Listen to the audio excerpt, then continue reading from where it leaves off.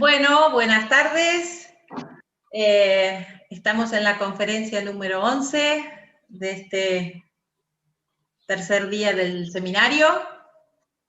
Y a continuación va a hablar la doctora María Rita Otero. Les quiero comentar que ella es profesora en Matemáticas y Ciencia de la Universidad del Centro de la Provincia de Buenos Aires, es magíster en Educación, otorgado por la Universidad del Centro de la Provincia de Buenos Aires y la Universidad de Campinas, es doctora en Enseñanza de Ciencias, otorgado por la Universidad de Burgos, España, y ha realizado un postdoctorado en la Université René Descartes, de Francia. Actualmente es profesora titular de la Universidad del Centro de la Provincia de Buenos Aires, investigadora principal del CONICET y directora del Núcleo de Investigación en Educación en Ciencia y Tecnología, dependiente de la Universidad del Centro de la Provincia de Buenos Aires. Es directora de la Revista Electrónica de Investigación en Educación en Ciencias. Se desempeña periódicamente como árbitro de revistas especializadas, jurado de tesis de posgrado, evaluadora de proyectos e informes de investigación, disertante y conferencista en congresos nacionales e internacionales. A continuación les damos la palabra a la doctora María Rita Otero. Bueno, comparto la pantalla. Perfecto. ¿Ahora sí? Todavía no se ve tu lámina. Ahí sí. ¿Ahora sí? Perfecto. ¿Ahí estamos? ¿Podemos empezar? Podemos comenzar cuando quieras. Bueno, hola a todos. Buenas tardes. Yo voy a hablarles acerca de la formación de los profesores de matemática y de los recorridos de estudio e investigación. Lo hago en nombre de un equipo, corrijo el error de la presentación. Yo no soy más la directora del núcleo de investigación que integro, y sí soy la directora del doctorado en enseñanza de las ciencias. Bueno, disculpas. No importa, pero no quiero que la directora se me enoje. Está bien. Bueno, voy a tratar de hacer un recorrido por los recorridos, por lo que hemos investigado en los recorridos de estudio e investigación, con una parte del equipo, y bueno, es posible que tenga que ir rápido porque me parece que me puse una meta muy ambiciosa, que fue reseñar varios años de investigaciones en esta área.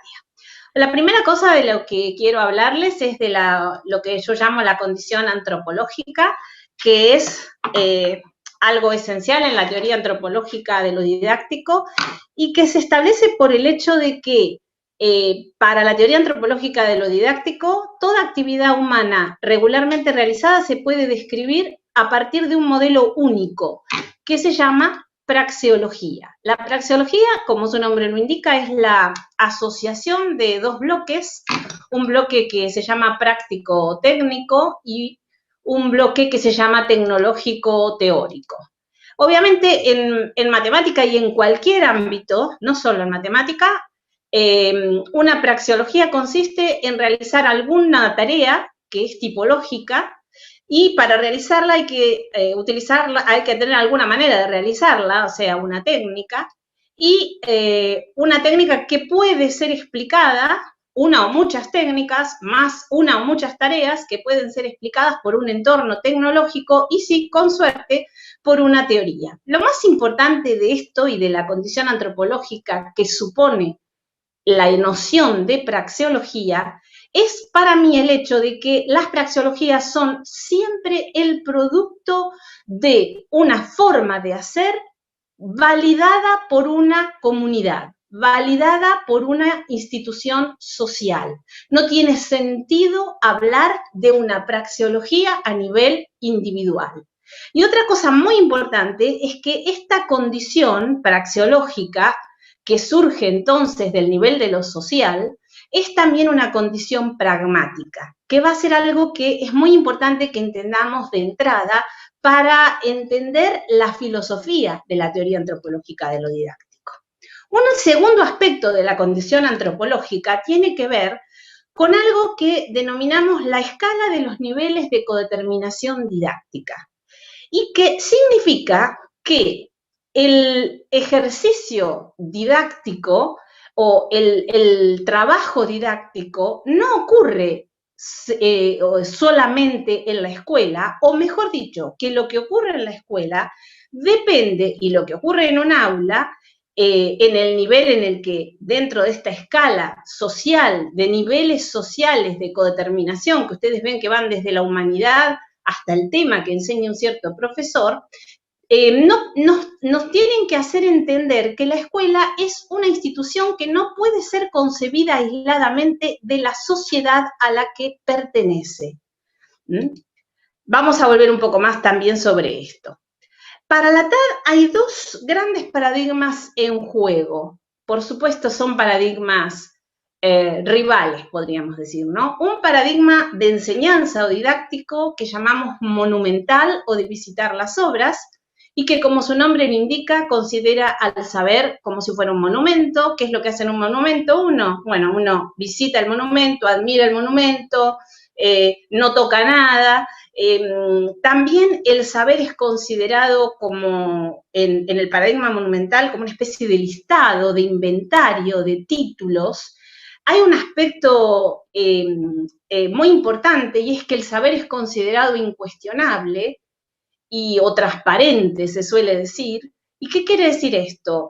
Que el saber parece algo dado. La didáctica clásica no cuestionaba al saber. La TAD introduce, a raíz de la idea de transposición didáctica, la necesidad de cuestionar el saber.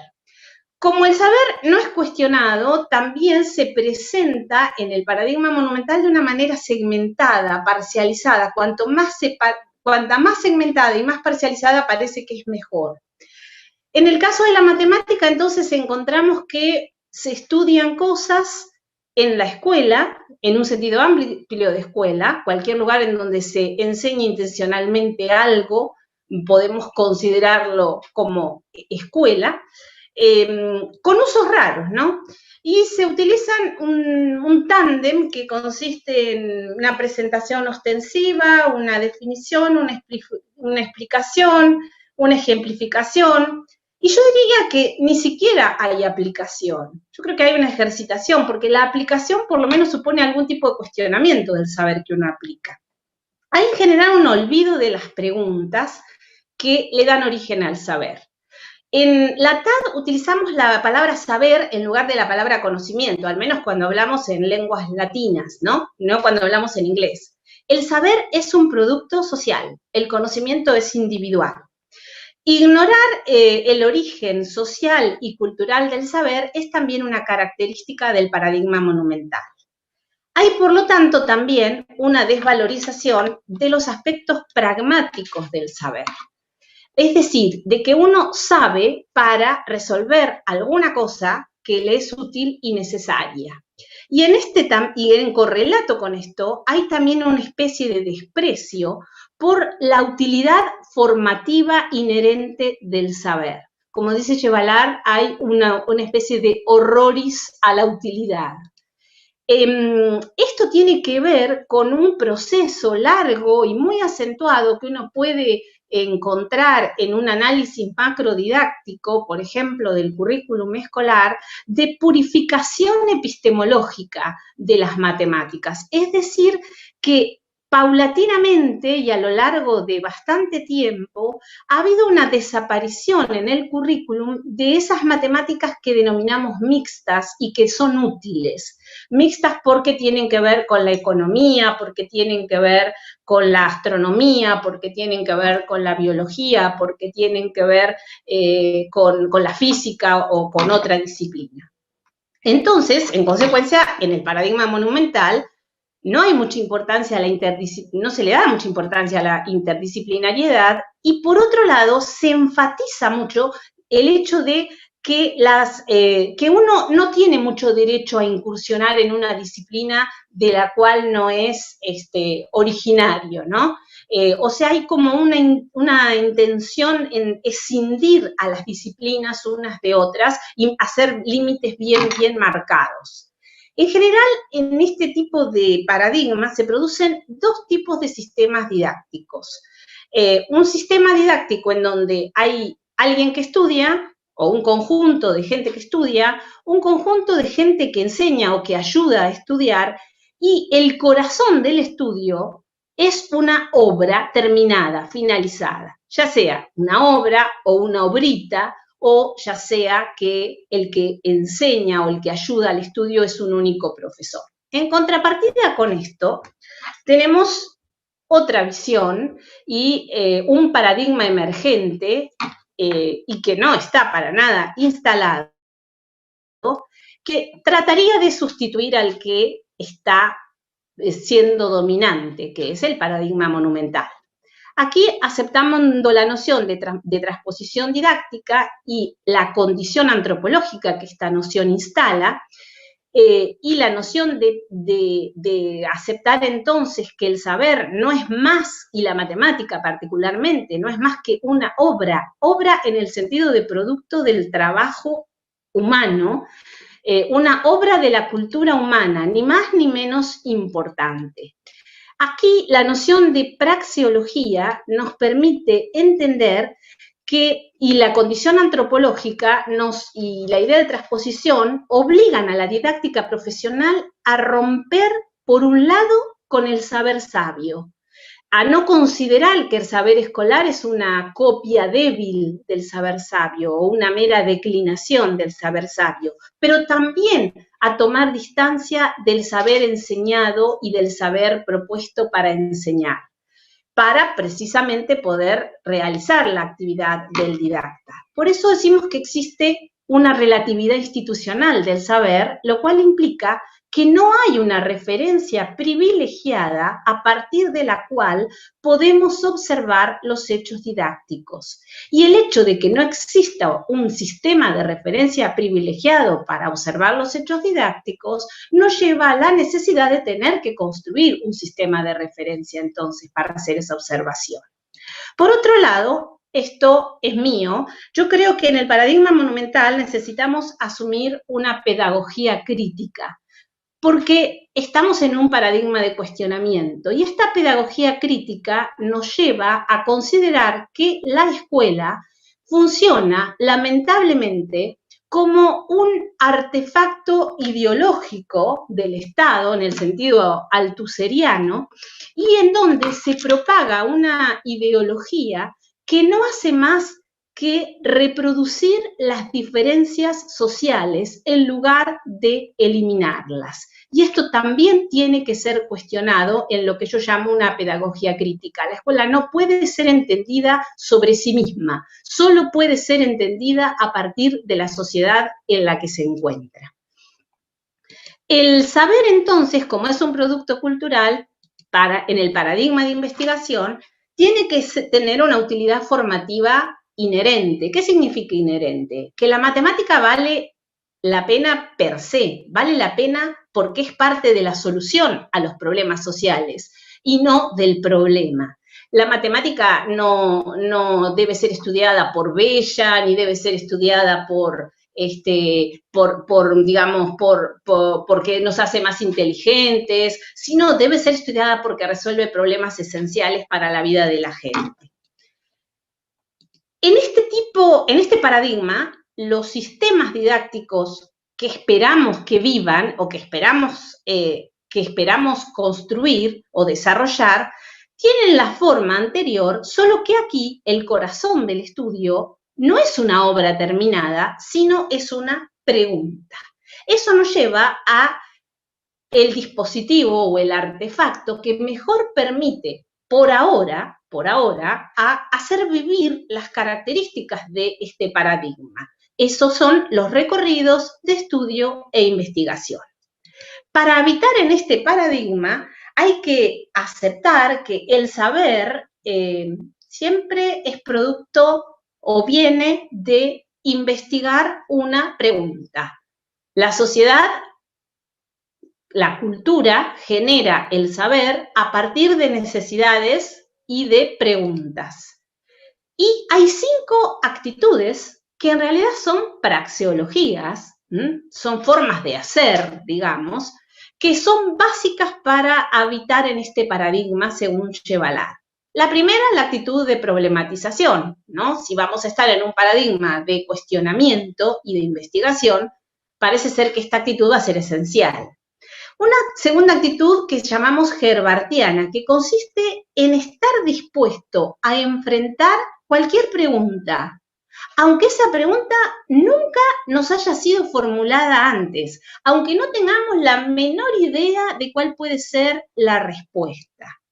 Una actitud procognitiva que se relaciona con esta actitud herbartiana, que consiste en que uno tiene que ir por el conocimiento necesario para responder una pregunta, en lugar de estar dispuesto solo a responder las preguntas cuya respuesta ya conoce. Una actitud exotérica que se contrapone a la actitud esotérica de pensar que es preciso saberlo todo. Ni en el campo del especialista, ni en el campo del no especialista, es posible ni necesario saberlo todo. El conocimiento es siempre algo a conquistar.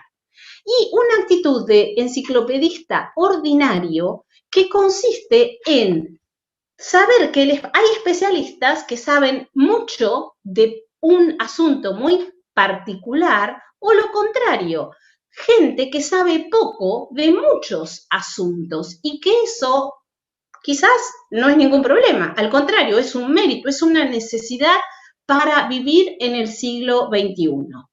Obviamente, estas actitudes son muy difíciles de desarrollar y nuestra investigación, en este caso que estoy presentando, pasa por el problema de cómo hacer que estos dispositivos que representan este paradigma los profesores puedan apropiarse de estos dispositivos. Pero bien, veamos un poquito más de cerca qué son los recorridos de estudio e investigación. Una definición formal de recorrido de estudio e investigación se da a partir de lo que denominamos esquema herbartiano desarrollado. Tenemos entonces un sistema didáctico en donde tenemos un conjunto de individuos o personas que estudian, tenemos una o muchas personas que ayudan a estudiar, pongámosle los profesores, pero no solo los profesores, y el corazón del estudio que se realiza a partir de una pregunta que llamamos generatriz. Y no es cualquier pregunta, no es una preguntita que se responde por sí o por no, o que la vamos a encontrar directamente esperándonos y saludándonos en un libro. Es una pregunta en sentido fuerte. ¿Y qué pasa cuando un sistema didáctico se aboca al problema de responder una pregunta en sentido fuerte, que es siempre propuesta por el profesor? La pregunta generatriz en un REI es una prerrogativa del profesor. Creo que es la única prerrogativa que tiene el profesor. Luego, ¿qué va a pasar? La pregunta generatriz va a requerir que se construya un ambiente didáctico para poder abordar esa pregunta, para poder responder esa pregunta. Entonces van a surgir un conjunto de subpreguntas que van a ser generadas por la pregunta generatriz, una arborescencia de preguntas, decimos. Y seguramente muchas de esas preguntas van a remitir a respuestas que llamamos etiquetadas en el sentido de hechas, como un libro, como algo que está en la biblioteca, en general Internet, porque hoy nuestra biblioteca es Internet, que van a ser respuestas a algunas de estas subpreguntas, y que el grupo de estudio va a tener que determinar si estas respuestas les sirven o son funcionales o no para colaborar en la elaboración de una respuesta a esta cuestión.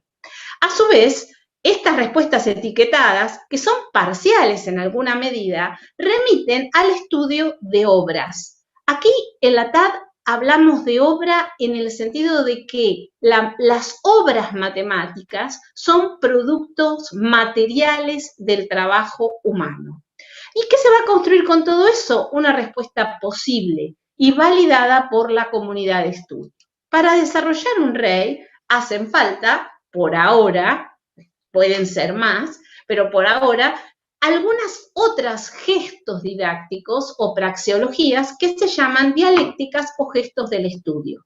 Nuestro grupo ha trabajado mucho en cómo caracterizar los gestos del estudio. Yo diría que es un grupo pionero en eso, en los REI, así como ha trabajado mucho en el desarrollo y la implementación de REIs en contextos reales.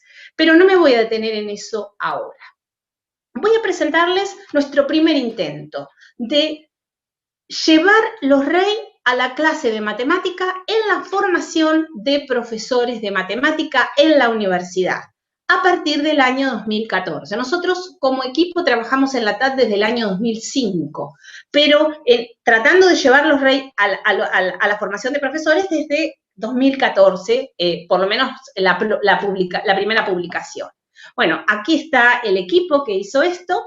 Y en este caso nos propusimos analizar bajo qué condiciones y restricciones y cuál era la relevancia que podían tener los REI genuinos en la formación de profesores. ¿Por qué digo genuinos? Porque nos propusimos hacer un REI que fuera muy codisciplinar y que además tuviera la propiedad de formular una pregunta que nunca había sido antes respondida y que ni siquiera las ayudas al estudio, o sea, los 4 profesores que dirigíamos el estudio, teníamos conocimiento de la respuesta.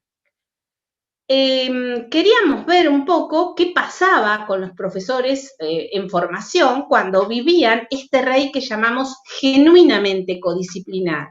¿Por qué también genuinamente? Porque hay que estudiar en un pie de igualdad física y matemática. Y esto lo tenían que hacer profesores, futuros profesores de matemática, que nunca habían estudiado física, o sea, no sabían nada de física, pero también lo tenían que hacer algunos integrantes del grupo de trabajo que tampoco sabían nada de física. La pregunta que propusimos es, ¿por qué se cayó la piedra movediza de Tandil? Es una pregunta que es muy cara a los sentimientos de nuestra sociedad. La piedra movediza es una piedra que tenía 250 toneladas de peso y dimensiones considerables, y que es un tipo de piedra oscilante, ¿no? De las que hay en parques líticos de diversos lugares del mundo. El problema es que mucha gente piensa que la piedra movediza se movía como un cucú, ¿no? No. ¿Realmente se movía? Y si se movía, ¿cómo lo hacía? ¿Y se estaba moviendo siempre? No. Como ustedes ven acá, para que la piedra movediza se moviera, había que ponerse en un lugar correcto, realizar el torque correcto. Acá ustedes ven que hay 4 personas haciendo eso, y luego uno podía constatar que la piedra empezaba a oscilar, sí, porque había una frecuencia, por supuesto, que era la apropiada para que eso sucediera. Nosotros pensamos, hay muchas hipótesis, pero nosotros pensamos que esto que era habitual y que hacían los vaqueanos del lugar, el día, digamos, en el año 1912, en el mes de febrero de 1912, esto se salió de escuadra y la piedra saltó al precipicio y cayó al precipicio de 200 metros, a 50 metros del pie de la base. Lo que nos preguntamos es, ¿cómo se puede realizar una enseñanza por investigación en la universidad a partir de un REI? ¿Qué lugar, qué topos, le llamamos topos al lugar, ocupaban los estudiantes del profesorado y nosotros como profesores durante el REI? ¿Qué praxeologías, matemáticas, físicas, incluso históricas, había que estudiar para desarrollar el REI? ¿Qué modelos físicos y matemáticos se estudiaron? ¿Y cuáles fueron las restricciones más relevantes para desarrollar el REI? Ustedes vieron que cuando presenté la escala de los niveles de codeterminación didáctica, esa escala lo que nos dice es que todo lo que pasa en el aula está condicionado por diversos niveles sociales. Y la restricción es una condición que no puede ser salvada por aquella persona que la sufre, ¿no? O sea, que hay condiciones que son restricciones en ciertos sistemas y no en otros. Como les dije, para evaluar una cuestión, para estudiar una pregunta, es necesario construir un punto de vista, es necesario construir un sistema de referencia. Nuestro sistema de referencia o modelo praxeológico de referencia, yo prefiero usar la palabra modelo praxeológico, hay otros que, algunos autores hablan de modelo epistemológico, pero me parece que la utilización del término epistemológico no está, es confusa en ese caso, entonces prefiero usar la palabra praxeológico. Nos lleva a que teníamos que estudiar un sistema real y que teníamos que construir una serie de conocimientos físicos y una serie de conocimientos matemáticos que ustedes pueden apreciar acá. No puedo desarrollar todo este esquema, pero básicamente pasamos de estudiar la unidad, la praxeología global, oscilaciones en física, y también la praxeología, ecuaciones diferenciales de segundo orden en matemáticas, junto con sistemas en rototraslación y demás. Para ir rápido, les cuento un poco los modelos por los que fuimos pasando. Primero, los estudiantes no sabían lo que eran las oscilaciones, estudiaron sobre los péndulos ideales, que son linealizables, ¿no? Aproximando el seno de la amplitud con la amplitud.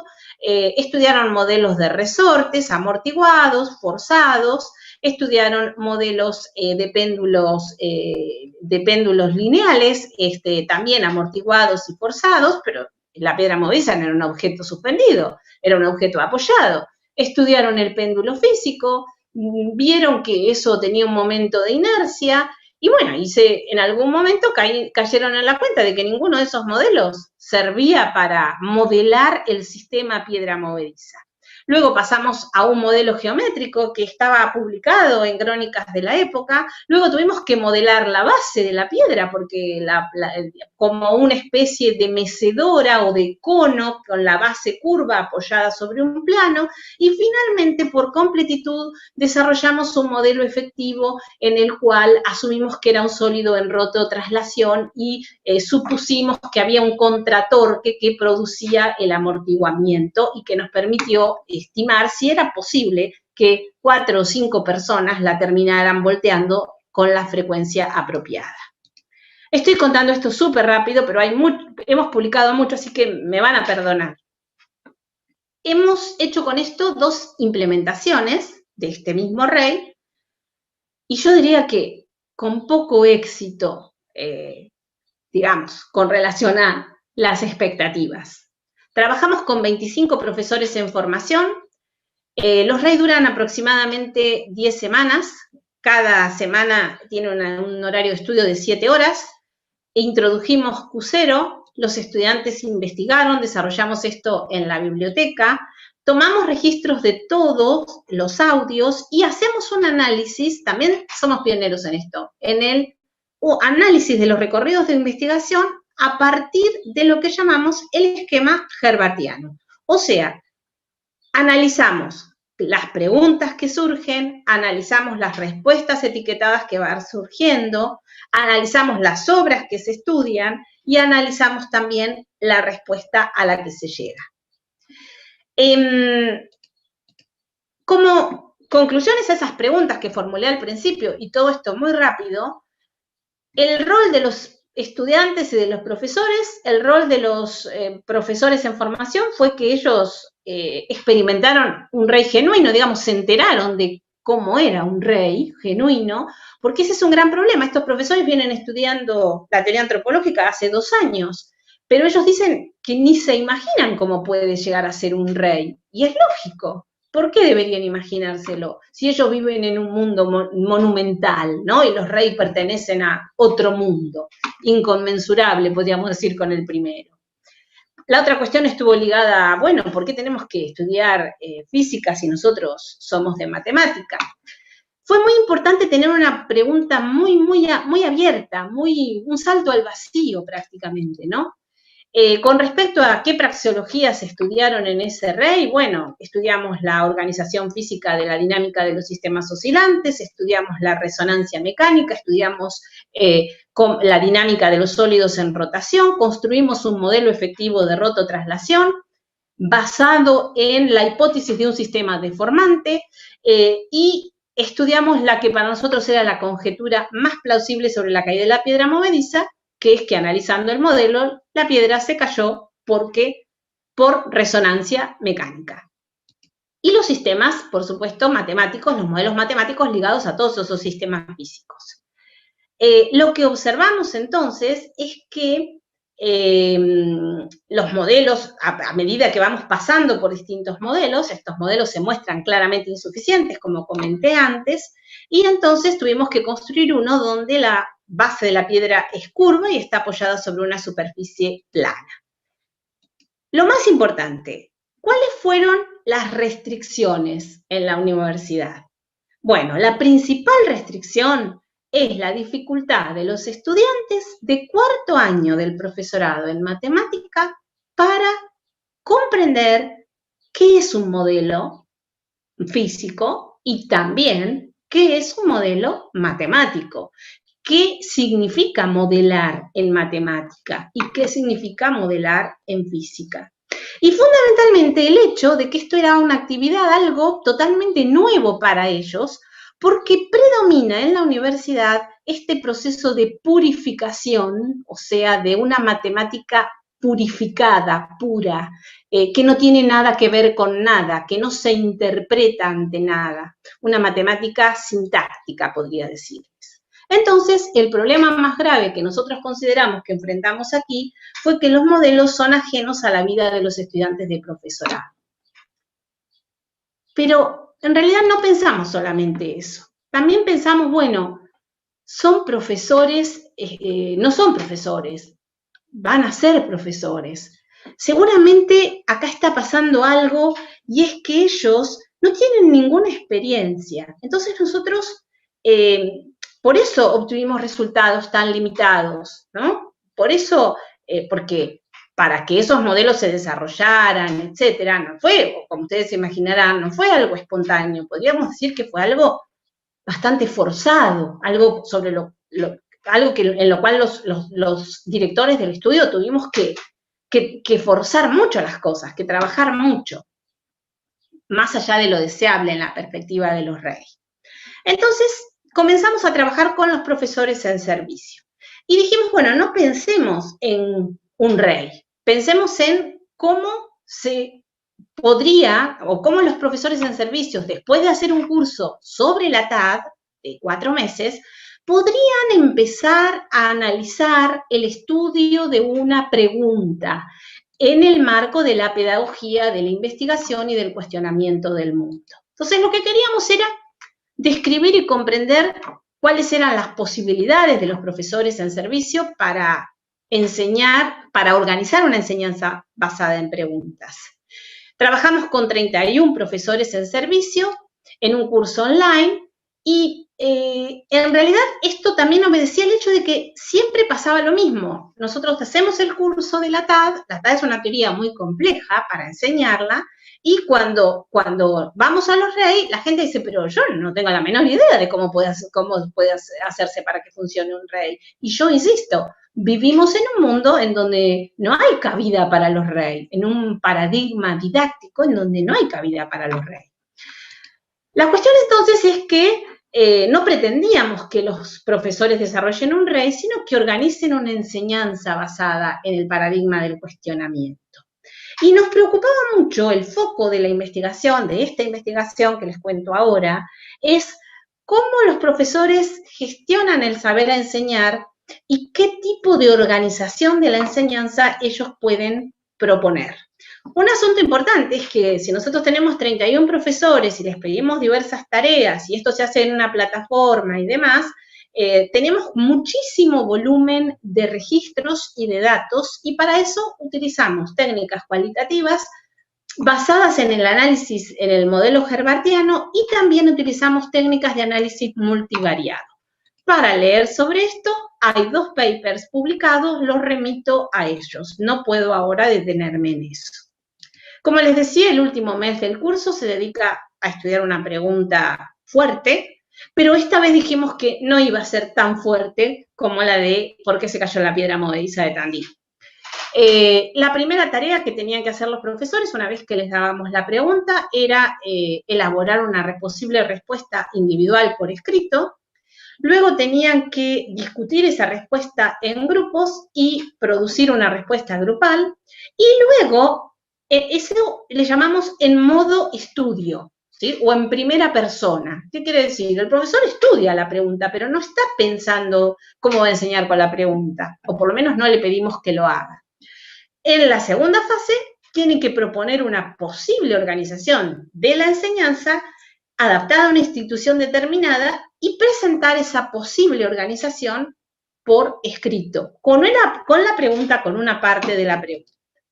Y luego se analizan las dos, analizamos estas dos, ¿no? T2 y T3.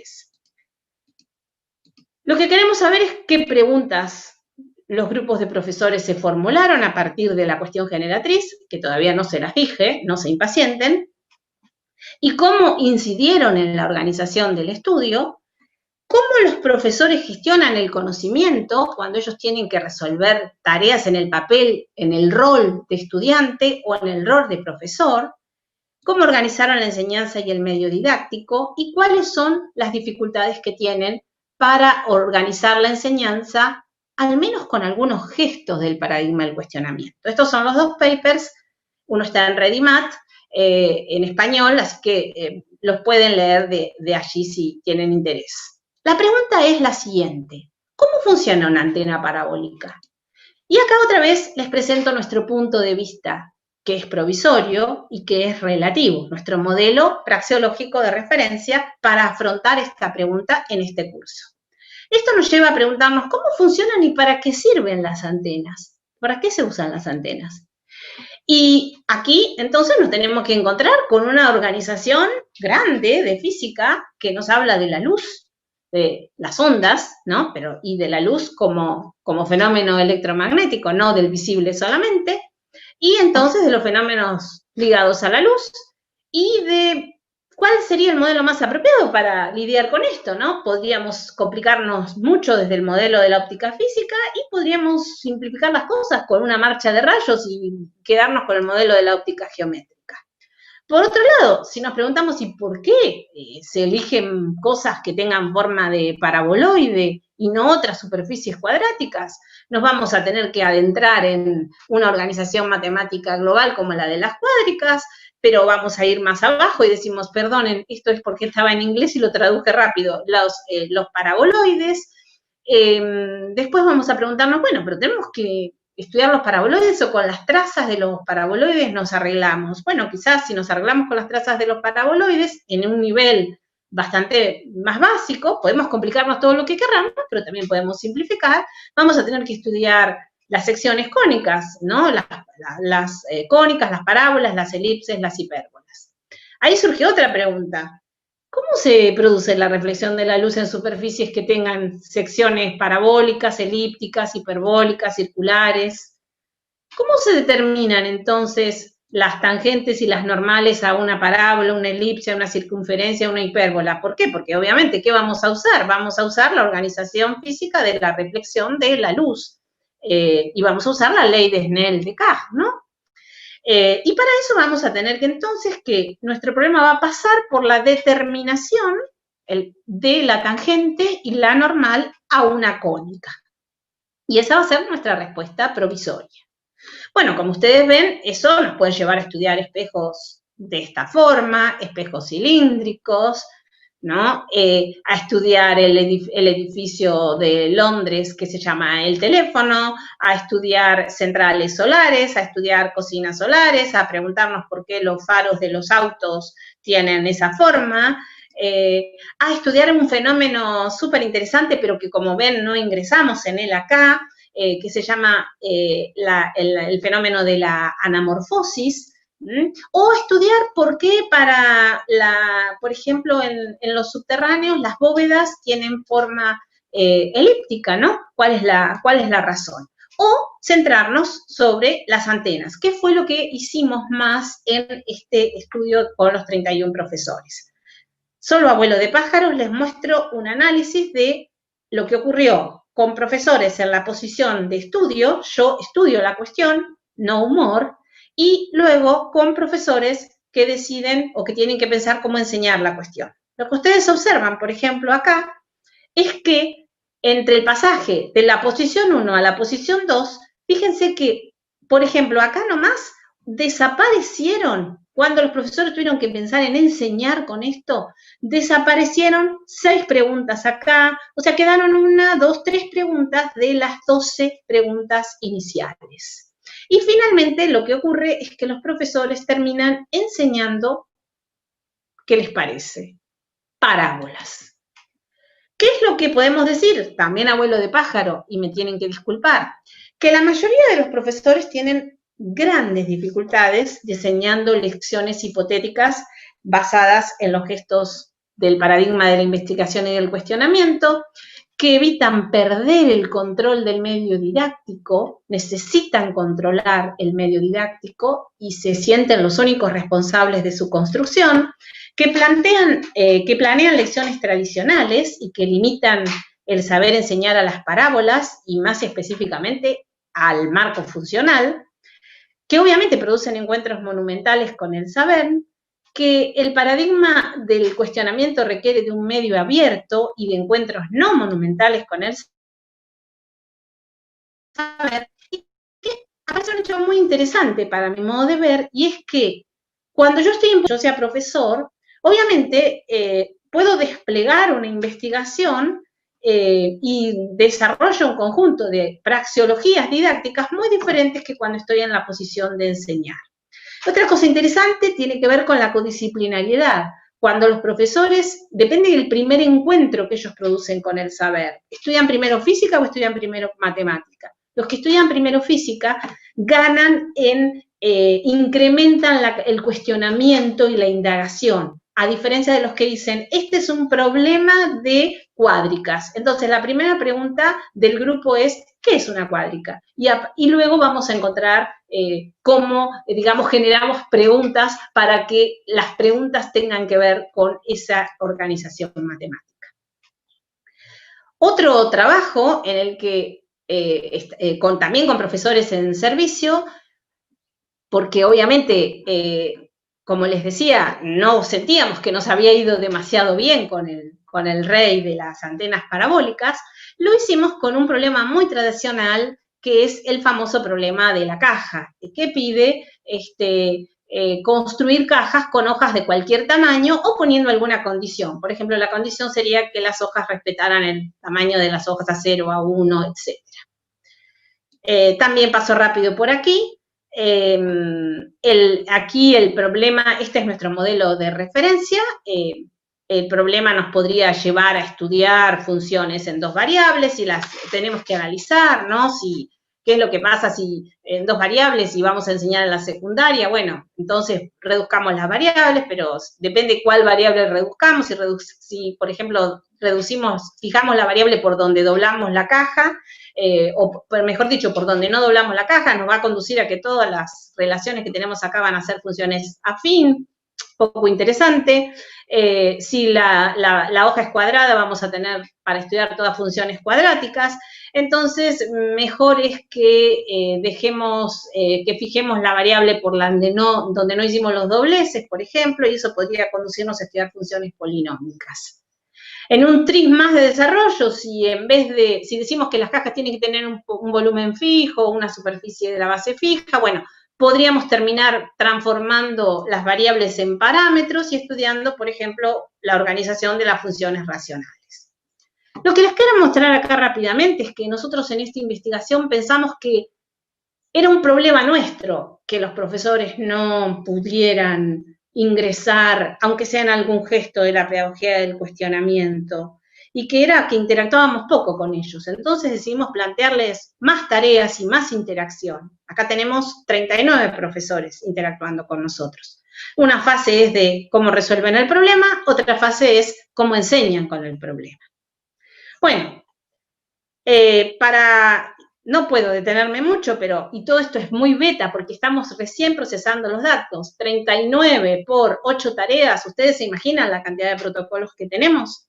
Pero lo que les puedo decir es que se observa que los profesores intentan una solución que usa números, por ejemplo, en el modo en el que ellos están resolviendo individualmente, en el 85% de los casos, para las cajas anidadas, y que cuando van a enseñar, el 50% de que no usaba números, porque estaban haciendo las fórmulas y demás, decide numerizar el problema, cuando el target del problema era la escuela secundaria.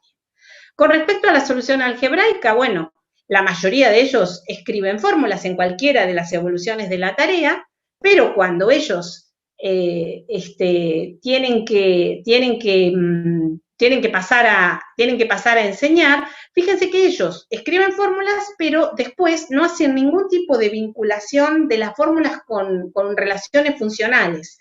El 32% hace algo después de nuestra presión, pero cuando tienen que pasar a enseñar, ninguno lo hace en primera instancia, y solo un pequeño grupo en última instancia.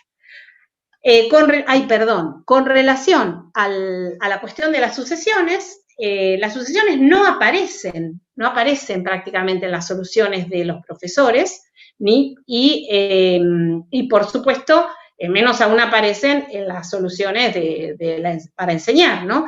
Y sí aparecen después de nuestra insistencia en el 85%, pero cuando van a enseñar, desaparecen. ¿Por qué es esto? Porque ellos no enseñan sucesiones. Los profesores no enseñan sucesiones en la escuela, geométricas. Entonces, eso está fuera del currículum y, por lo tanto, está fuera de su target. Y algo similar ocurre con la necesidad que ellos tengan de usar el modelo, porque ¿para qué hacemos el plegado de una caja? Para que tengamos un modelo material que nos permita pasar a un modelo matemático.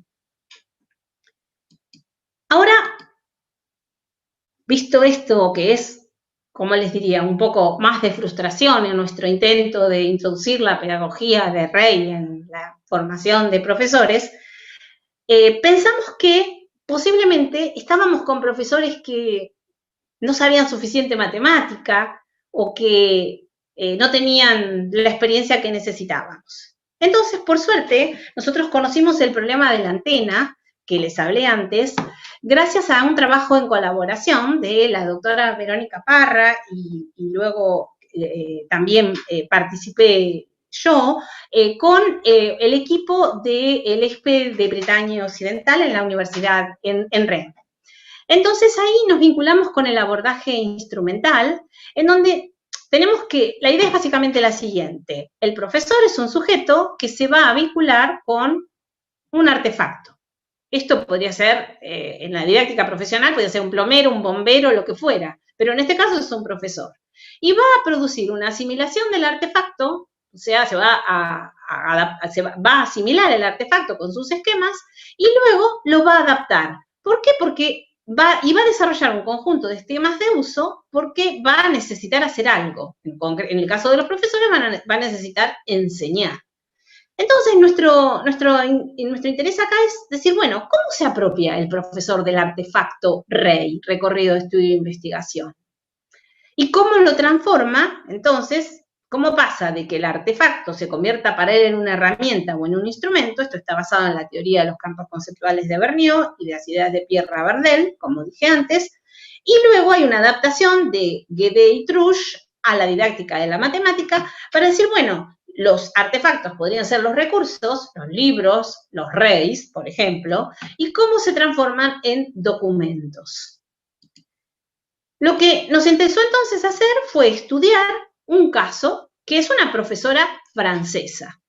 Y nos interesó estudiar cómo se producía el proceso de instrumentalización de esta profesora de matemática sobre el Rey de las antenas parabólicas. Identificar cuáles eran los invariantes operatorios que ella desarrollaba para apropiarse de este Rey como un recurso.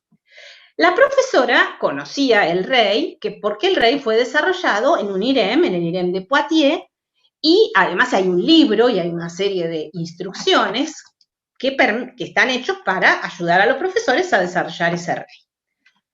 Esta profesora decidió voluntariamente desarrollar el Rey en sus clases durante el año escolar 16-17.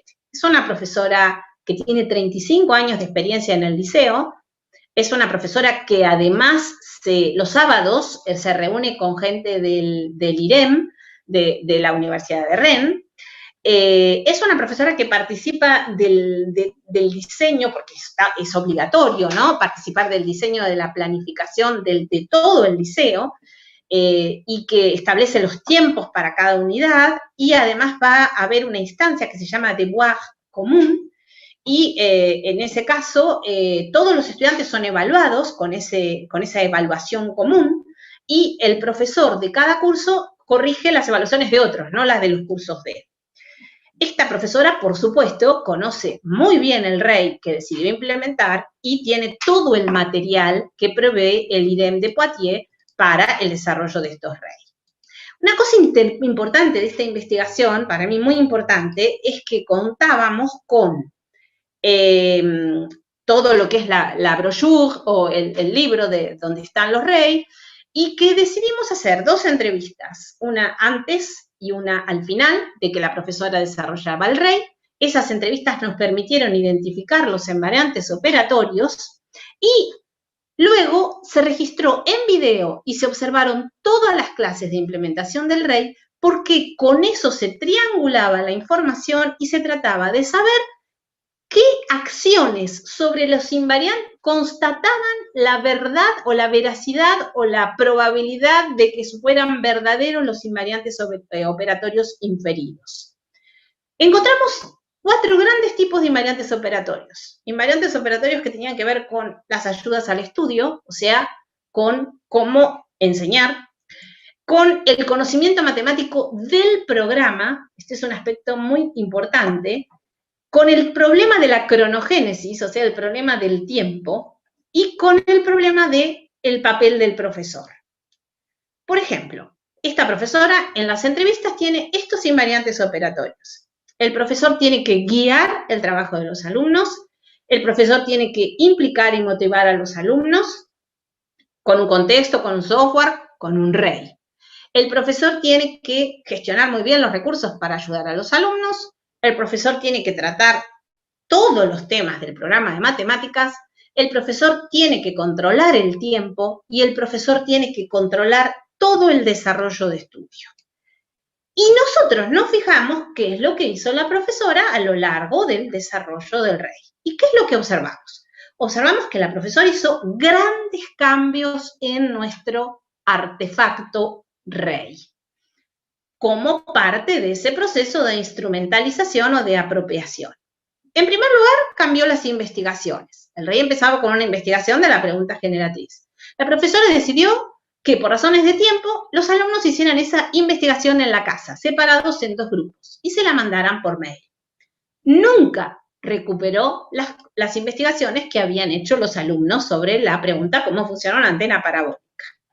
La profesora se dedicó mucho al aspecto de los espejos, que está muy desarrollado en la brochure, y un espejo de tipo hiperbólico, que no era más que un ejercicio dentro del conjunto de tareas propuestas por el guión que ella tenía, por el guión de la brochure, ella lo transformó en un ejercicio central. Utilizó todo su bagaje muy grande, porque, insisto, es una excelente profesora, para proponer ejercicios vinculados siempre a las ecuaciones de las rectas, a las circunferencias y a los temas del programa que ella sabía que era fundamental que los alumnos tenían que saber. Y también cambió algunos capítulos, para que se den una idea del tipo de transformaciones que hizo. Esto es lo que proponía la brochure o el libro del REI para que los estudiantes resolvieran. ¿Por qué en un espejo cilíndrico hay rayos que no se van a reflejar, ¿sí? Que no van a ser reflejados? Bueno, la profesora siente que este ejercicio está muy poco especificado y entonces transforma ese ejercicio en este ejercicio. Entonces dice, ay, pobres alumnos, no van a saber que tienen que hacer esta circunferencia, no van a saber que tienen que hacer la tendencia de los rayos a los tangentes al espejo cilíndrico. Observen cómo construye ítems detallados, cómo establece cuánto tiempo tienen que demorar para hacer este ejercicio, cómo además propone ella las ecuaciones de la circunferencia, no vaya a ser que a los estudiantes no les salgan y pierda tiempo. No estoy de ninguna manera ridiculizando a la profesora, estoy mostrando cómo el recurso es asimilado a partir de invariantes operatorios de control por restricciones que ella no puede salvar. En el aula, ella todo el tiempo, nunca se refiere a las antenas, ella mantiene todo el tiempo el contexto de los espejos, lo cual no está ni bien ni mal. Ella remarca todo el tiempo el tiempo. Ella les dice a los estudiantes cuánto les tienen que dar los ejercicios y a dónde tienen que llegar cuando resuelven las tareas. Ella, por ejemplo, elimina diapositivas de unas presentaciones PowerPoint, que incluso trae el libro de la brochure para auxiliar al profesor, porque, o sea, viene como un recurso ya bastante armado. ¿Qué es lo que nos pasa entonces? Los invariantes operatorios ligados a las ayudas al estudio son los invariantes que más se constatan que tienen presencia aquí. Ella piensa que tiene que ayudar a los estudiantes, dándoles las respuestas, las soluciones, cambiando los ejercicios para que sean más fáciles. Los estudiantes necesitan que ella los ayude, si no, no van a poder. Los invariantes operatorios relativos al programa oficial están muy presentes en el trabajo de la profesora. Ella está todo el tiempo vinculando sus acciones con esto. Ella usa invariantes operatorios, entonces, de una enseñanza clásica, genera ejercicios tradicionales y, por supuesto, propios del paradigma monumental. El rey, en sus manos, la cuestión generatriz, perdió toda su generatividad y arborescencia y convirtió a las tareas en guías de acciones a desarrollar y anuló todos los posibles gestos de estudio, de investigación y de cuestionamiento de los estudiantes. Es decir, ella genera un instrumento muy alejado del rey por el hecho de que busca ajustarlo al programa de estudios.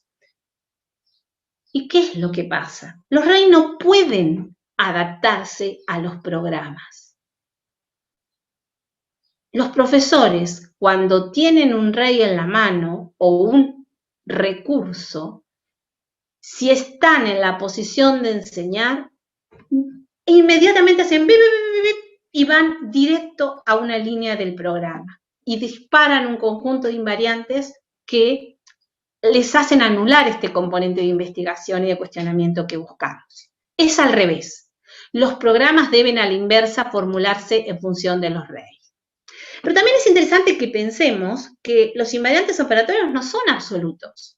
Justamente, la relación que propone la teoría de los campos conceptuales es entre invariantes operatorios, que son los que caracterizan los esquemas, y la situación. Entonces, ¿qué pasa si cambia la situación? Se usan otros invariantes operatorios.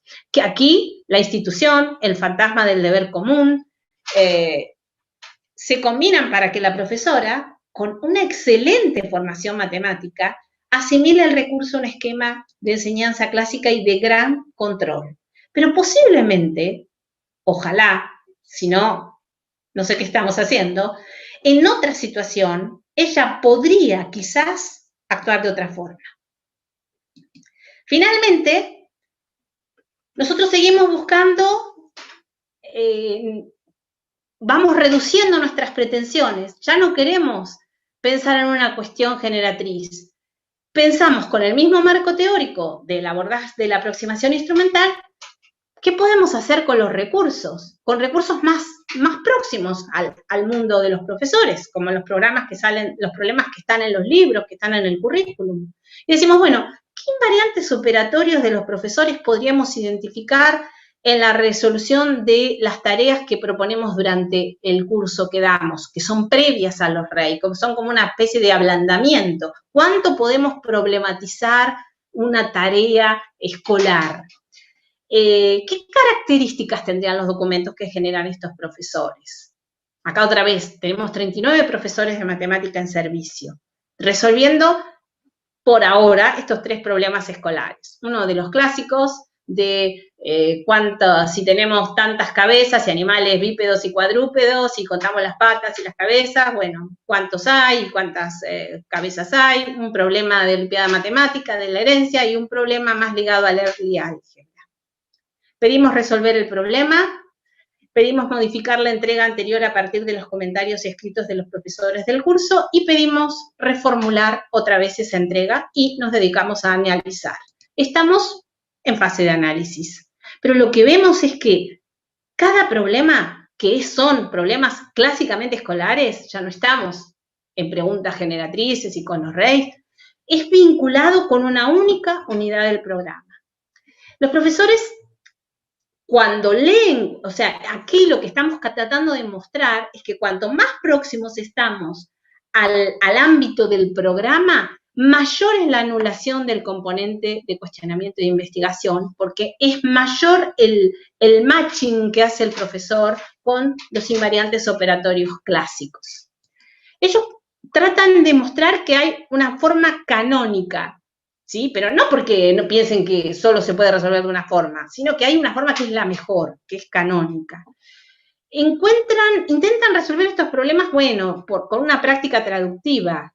Y obviamente es lo mismo que pasa con el problema de la caja. Nunca desarman la caja, ni usan la figura de la caja, ni el dibujo de la caja, porque en realidad no le encuentran ningún lugar a eso, porque no se dan cuenta que tienen que modelar la caja. Buscan una fórmula, pero ellos la pueden buscar, pero pasados al modo enseñante, no se dan cuenta que el vehículo para modelar la caja es la figura, lo que les queda, digamos, en la caja, ¿no? El desplegado de la caja.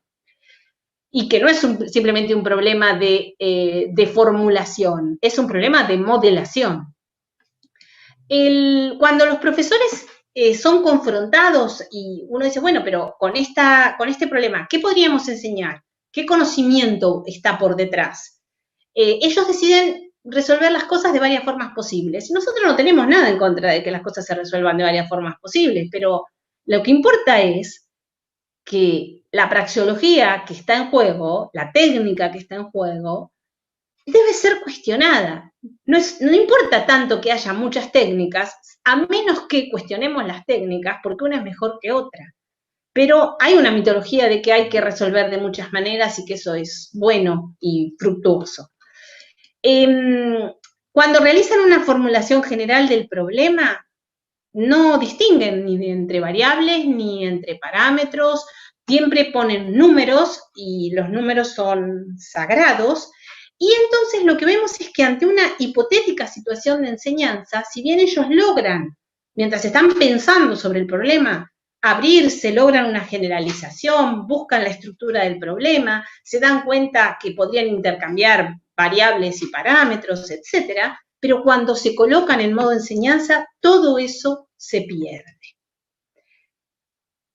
Lo que vemos entonces es que los profesores están imbuidos de una ideología que hace que carezcan del equipamiento para cuestionar el conocimiento. Mejor dicho, no ven ninguna necesidad de cuestionar el conocimiento. Y por favor, que esto no se entienda como una culpa. Esto es la ideología dominante. Este es el aparato ideológico escolar. Entonces, para finalizar, decidí sintetizar nuestra investigación con una B de Gowin, en homenaje a mis alumnos estudiantes del doctorado. El contexto de este trabajo, de esta serie de trabajos, con resultado incierto, como toda investigación, es la formación de profesores y de profesores en servicio en el marco del paradigma de investigación y del cuestionamiento en la UNICEN. En el dominio afectivo esta es la B de Gowin, ¿no? De Bob Gowin. Investigar y cuestionar al mundo son praxeologías a enseñar a los profesores, a los futuros profesores y a los profesores en servicios. Esa es nuestra aspiración. Las matemáticas y las ciencias son un producto de la cultura humana y del trabajo del hombre. Y surgieron para resolver problemas ligados a la supervivencia. Y tienen que ser parte de la solución y no de los problemas. Lo que queremos saber es cómo formar a los profesores en el paradigma de la investigación y el cuestionamiento del mundo. ¿Qué condiciones y restricciones impiden la difusión de los recorridos de estudio e investigación en la formación de profesores? ¿Y cómo hacer que los profesores utilicen los REI? No que diseñen los REI, porque Pedirle a los profesores que diseñen los REI sería como pedirle a los médicos que fabriquen las pastillas. El objetivo de nuestro trabajo, modesto, errático, con tantas idas y venidas y por el momento con muy pocas respuestas, es encontrar la forma de incorporar los REI a la formación de los profesores de matemáticas. ¿Cuál es la filosofía del trabajo? Bueno, tiene que ver mucho con la filosofía de la TAD y con la filosofía de la teoría de los campos conceptuales. Una filosofía pragmática al estilo de Herbart, de Bacon y de Peirce y del segundo Wittgenstein, que establece que la guía de la acción es el sistema de prácticas y que el sistema de prácticas es siempre social. Una concepción de teoría crítica sobre la escuela como artefacto ideológico del Estado. Una concepción de la escuela que no puede desvincularse de la sociedad. Y también una concepción de epistemología genética, si tomamos la teoría de los campos conceptuales.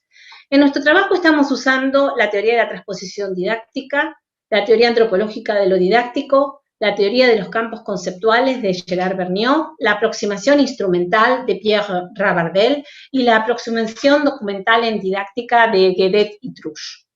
Ustedes pueden decir, ¿qué diferencias de teoría? Sí, hemos decidido adoptar un enfoque pragmático.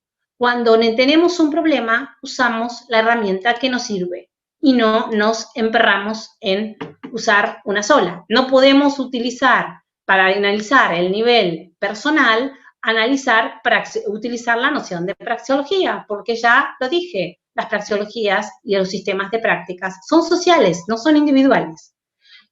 Principios que guían nuestra investigación. El hombre es un animal didáctico. La matemática y las ciencias son un producto cultural.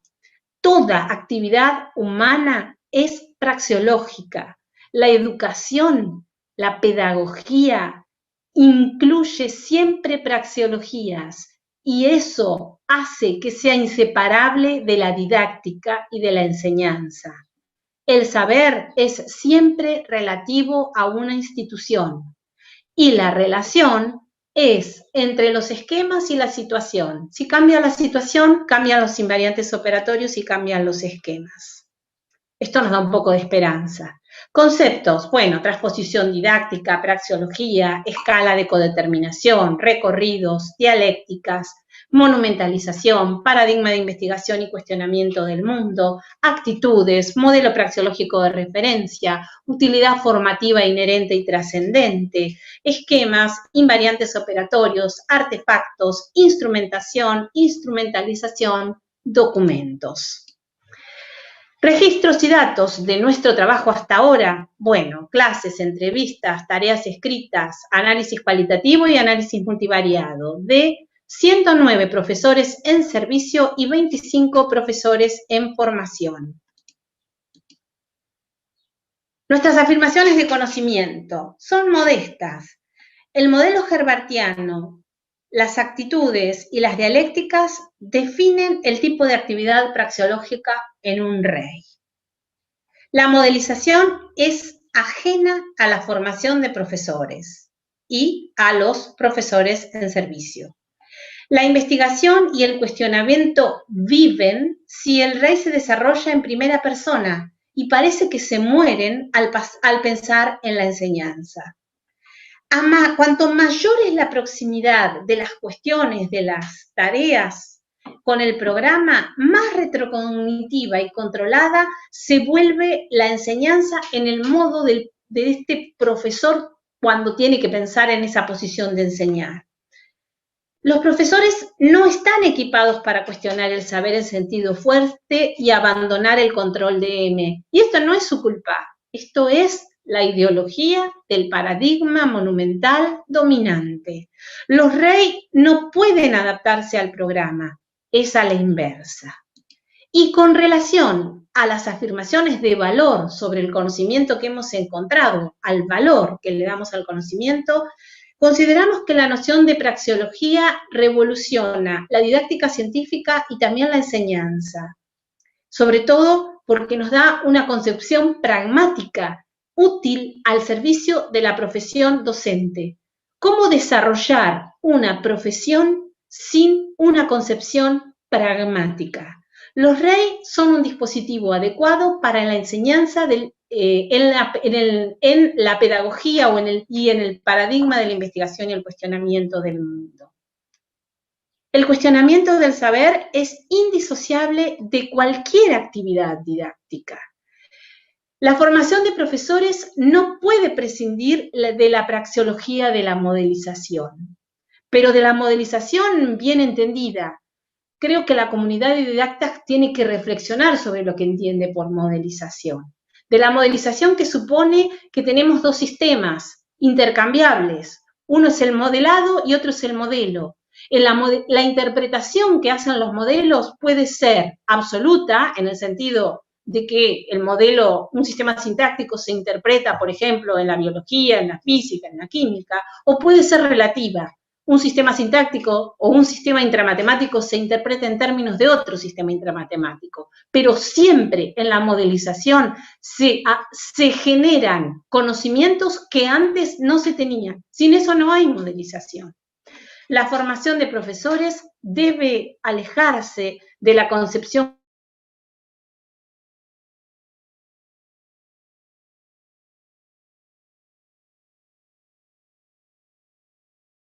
purista y del desprecio, una adaptación de la ley de Gowin, en donde me permití utilizar también la noción de praxeología para distinguir entre el dominio tecnológico teórico, que Gowin llama conceptual, del dominio metodológico, que para Gowin, y que aquí coloco, porque creo que en una concepción pragmática y en las mismas praxeologías, aún el bloque teórico es una praxis. Y eso es algo que también es muy importante que recordemos y que nunca perdamos de vista. Bueno, muchas gracias y perdonen si me excedí en el tiempo.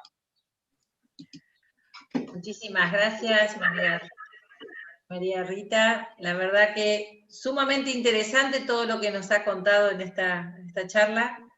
Ahora vamos a habilitar los chats y los micrófonos a todos los participantes, y a medida que vayan anotando en el chat que piden la palabra, van habilitando los micrófonos. Así nos organizamos un poquito.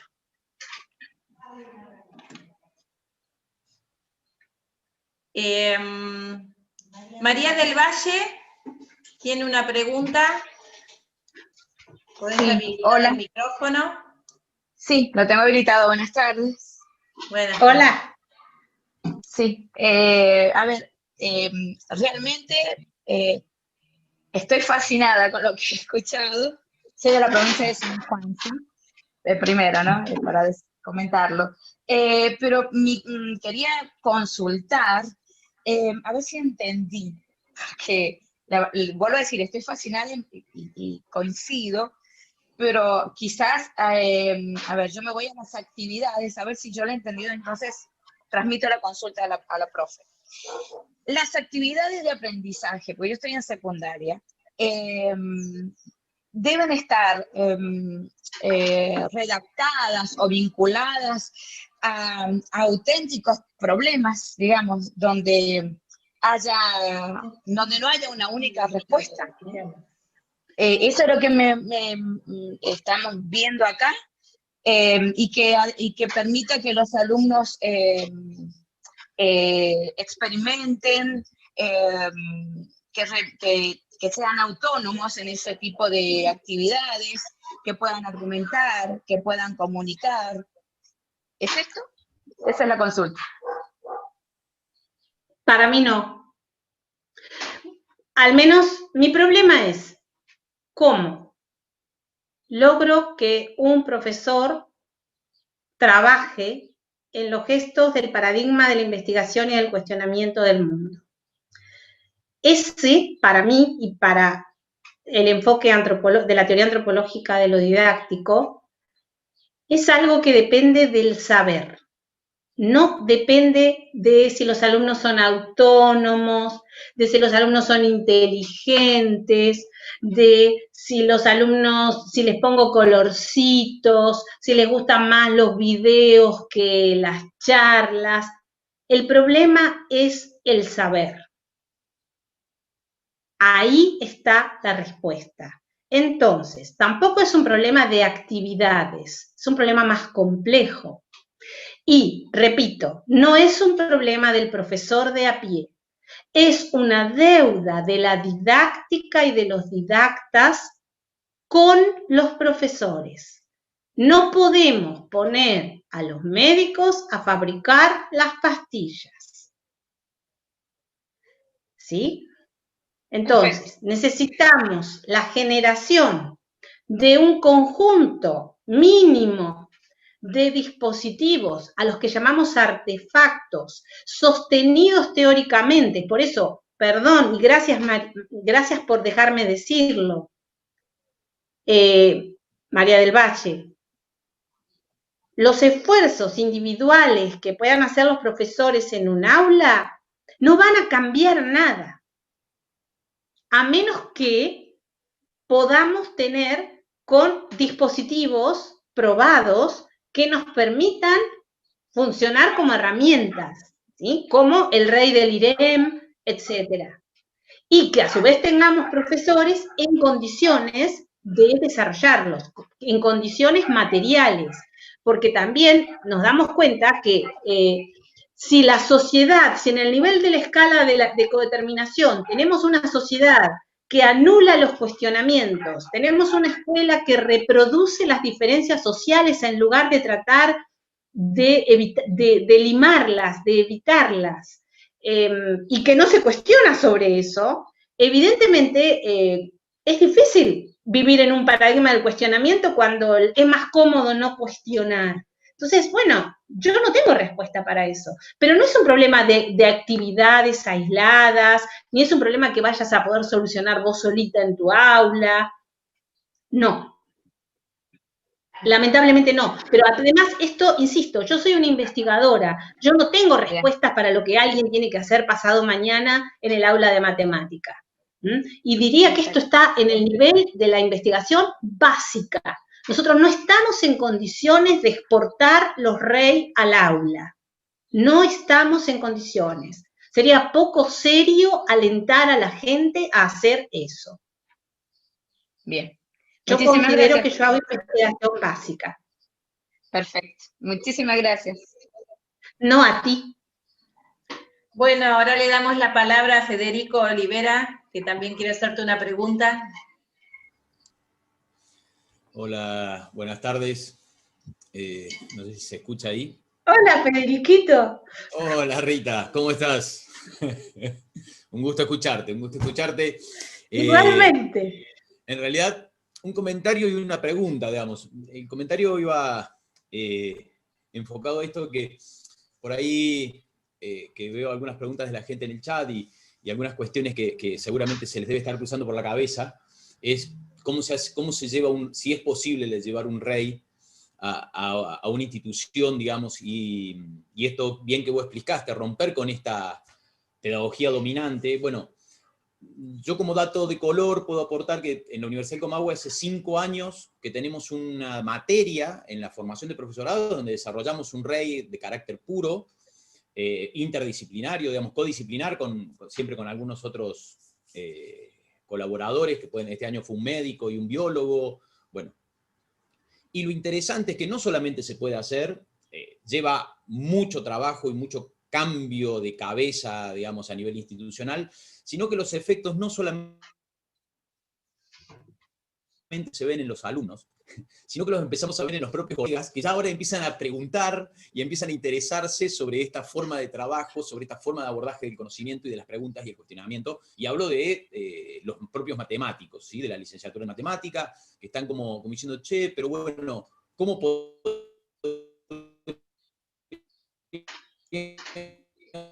pensar, no sé, la enseñanza del análisis de cuestiones y de cuestionar las técnicas existentes? Así que, digamos, ese comentario quería hacerte. Y te quería hacer una pregunta con respecto a una frase que pusiste en un momento dado, que era perder el control del medio didáctico. Y la pregunta que yo me hago es que si en el paradigma monumentalista tenemos realmente control. Digamos, si esto de cuestionarnos el mundo nos hace perder el control. Yo digo, ¿alguna vez lo tenemos al control? ¿No hay una ilusión de control? ¿Tengo que contestar? Te pregunto, digo, a ver qué te parece a vos, porque yo tengo una respuesta yo, digamos, pero te pregunto a ti. Yo creo que eso pasa en todos los órdenes de la vida. La gente que es controladora, los que somos controladores o hemos sido controladores, porque cuando uno tiene años de diván, trata de largar el control. Creo que tenemos la ilusión del control. Creo que en eso tenés un punto, pero no podés negar que la profesora del liceo francés, deformando el recorrido de estudio e investigación y transformando una actividad abierta en una actividad de 25 minutos con ítems de completamiento y con circunferencias con las ecuaciones puestas por ella. ¿Vos qué crees que estaba tratando de hacer?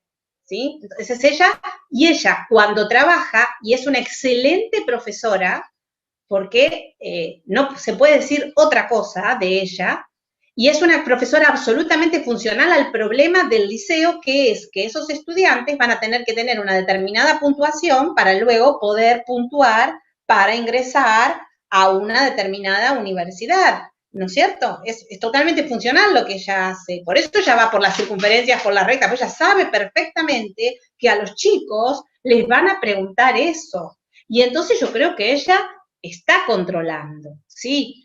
Y creo que el profesor que reduce al minimum minimorum y dice, la caja la hago con números o no hago nada, ¿sí? Porque ese profesor tiene terror. ¿El terror de él cuál es? ¿Y qué hago cuando traten de poner una fórmula los chicos? Y no van a poder. ¿Y entonces yo qué voy a hacer?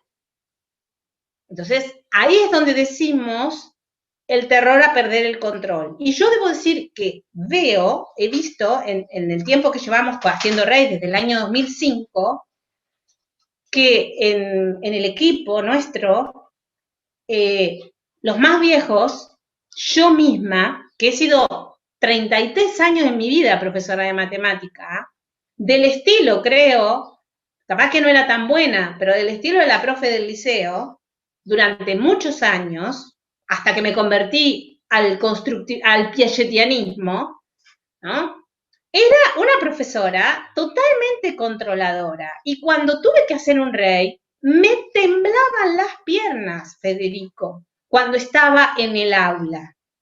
Y tenía 30 años de experiencia encima, incluso como piagetiana, podríamos decir, con la pedagogía activa y otras cosas, ¿no? Antes de entrar en el mundo de la teoría antropológica, cosa que yo hice en el año 2004. Entonces, me parece que sí, que ese es un problema, pero que vos tenés razón, el control es siempre una ilusión, pero hay una práctica de control que de última es lo único que importa.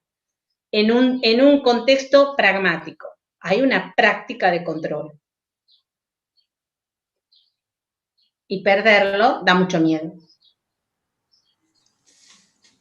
Sí, totalmente. Bueno, Rita, muchas gracias. Un gusto, ¿eh? No, gracias a vos, un tesoro, como siempre. Bueno, María Rita, bueno, en el chat tenés una cantidad de comentarios sobre tu charla, bueno, muy generosa por compartir tu experiencia y tu investigación. Y hay una pregunta de Gabriela Nierman, que la voy a leer yo porque no tiene micrófono, me dice. ¿Cómo no?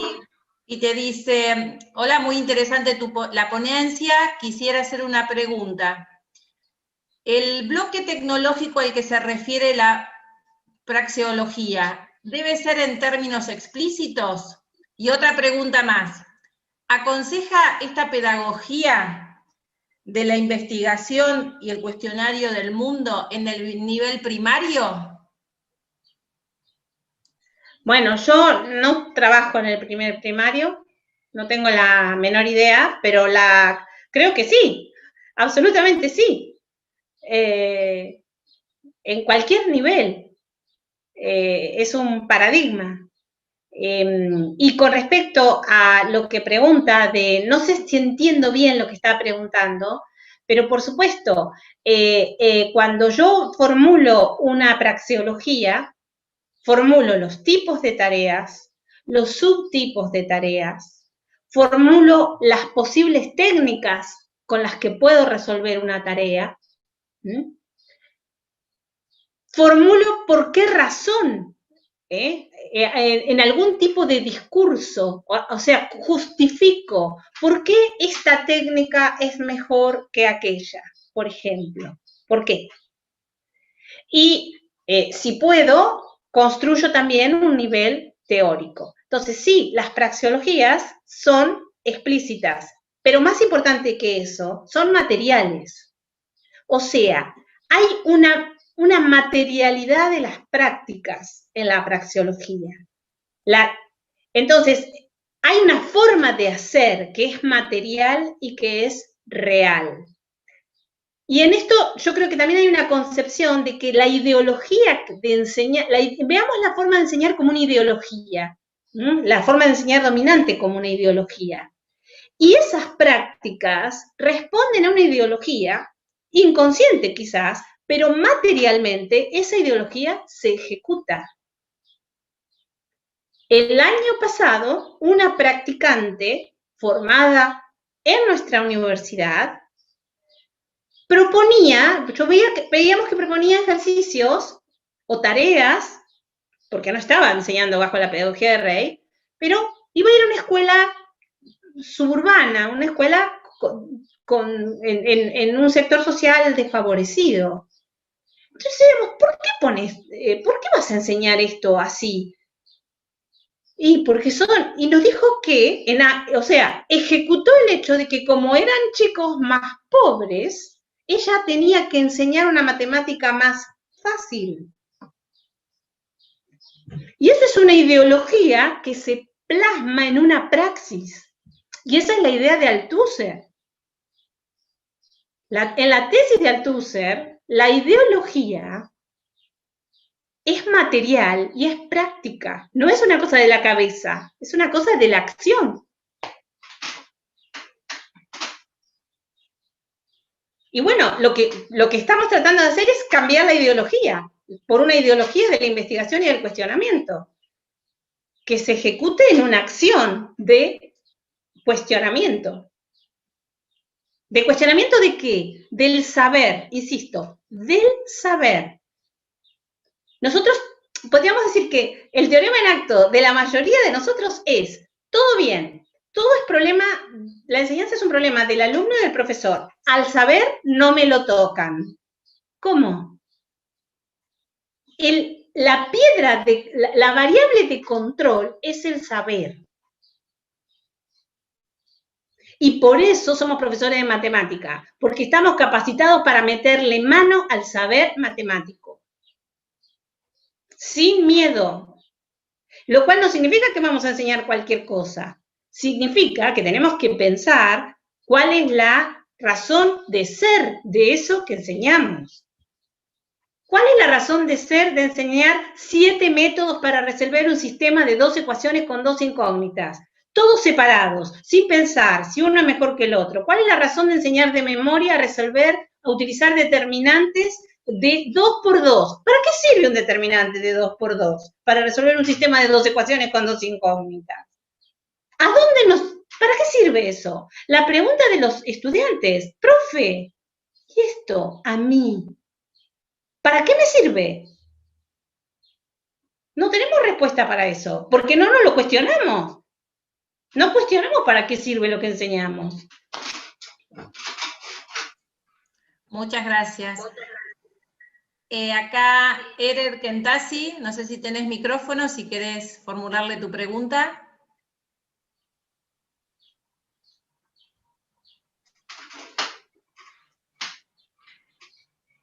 Bueno, él te pregunta por el chat, ¿Qué insumos necesita un investigador? Ah, ahí está, ahí habilitó. Aló, buenas tardes. Doctora Hola. Rita, muy buenas tardes. Primero, felicitarle Hola. por la brillante conferencia que nos dio el día de hoy. He aprendido bastante. Y luego quería preguntarle que una interrogante que tenía siempre, ¿no? ¿Qué aspectos debe considerar un investigador para construir un rey sobre algún campo temático, doctora? Muchas gracias. ¿Qué aspectos? Bueno, debe, para mi modo de ver, debe considerar, y tenemos varios trabajos publicados sobre eso, lo que permite medir si uno realmente está desarrollando un rey o no, son las dialécticas, son los gestos didácticos, son las dialécticas del estudio. Entonces, uno tiene que considerar si realmente está desarrollando estos gestos didácticos. Si está desarrollando estas dialécticas. No sé si estoy compartiendo la pantalla o no. ¿No? ¿Estoy compartiendo la pantalla? No, no está. A ver, ahora sí. Ahora comparto, disculpen. A ver, ahí voy.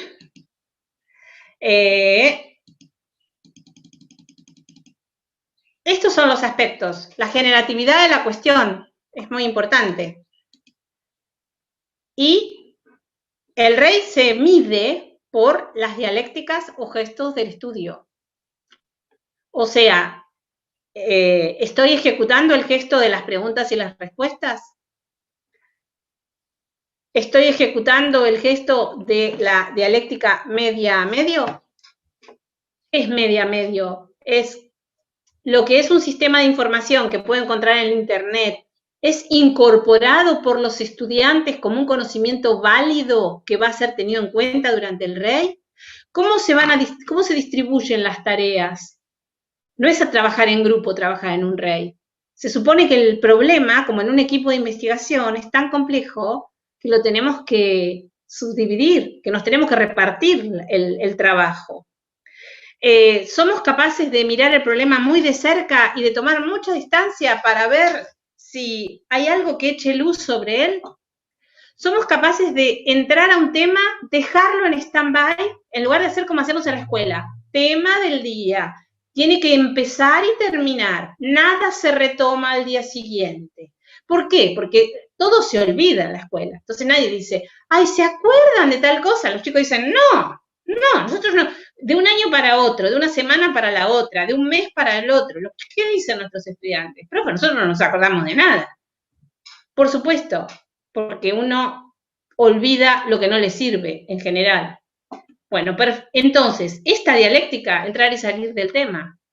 ¿Cuánto estudiamos de algo y cuánto no estudiamos? Tenemos una tendencia esotérica, queremos saber todo de todo. No es posible. ¿Cuánto leemos y de lo que leemos, cuánto incorporamos al medio? ¿Cómo difundimos la respuesta? Bueno, esos son gestos que tienen que ver con el ejercicio de un rey. Y luego está el planteo de una pregunta generatriz y luego está el modelo praxeológico de referencia. O sea, ¿cuál es el alcance de mi rey en una institución dada? ¿Qué obras voy a poder estudiar? Cuanto más codisciplinar sea la cuestión, bueno, más rico va a ser el rey. Pero no es nada sencillo. Por eso, por el momento es una tarea para el investigador, ¿no? Es una tarea para ser como investigador, no para ser como profesor. No sé si le respondí, no sé si entendí lo que me preguntaba, perdone.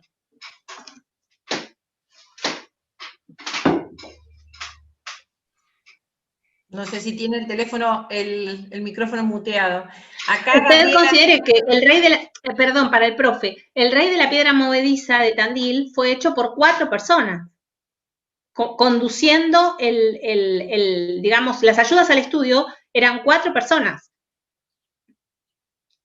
la doctora María Pajasola, la doctora Carolina Llanos, el doctor Marcelo Arglego, que es un físico cuántico, y esta servidora. Eso, y ese equipo se mantuvo para ser el rey en la escuela secundaria, por ejemplo, 5 veces.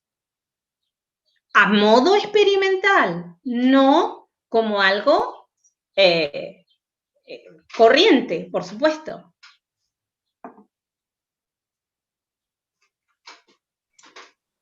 Muchas gracias, María Rita. Acá Gabriela Neymar te agradece, muy clara tu respuesta.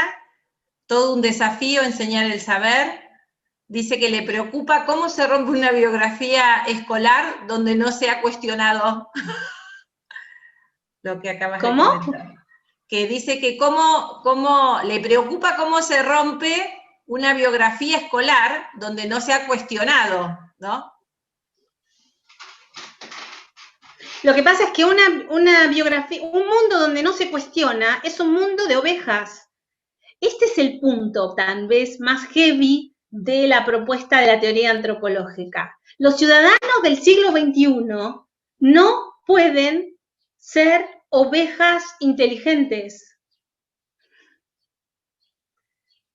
Así estamos. Así estamos a nivel de la ecología, así estamos, no se puede. Entonces, bueno, hay que hacer una revolución epistemológica y didáctica, eso es lo que propone Yevalar, eso es lo que propone la teoría antropológica. Pero yo no sé cómo se hace,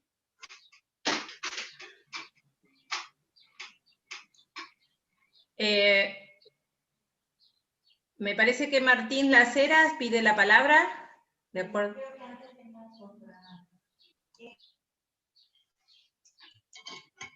Ah, Erika G, perdón, está, si que te quiere consultar algo. Erika. Gracias. Hola, Erika G, hola. ¿Qué tal? Un gusto. Excelente. Lo mismo. Quería hacer una consulta. Yo creo que es muy difícil que docentes con mucha experiencia en el aula asuman ahora el compromiso de una enseñanza de cuestionamiento del saber.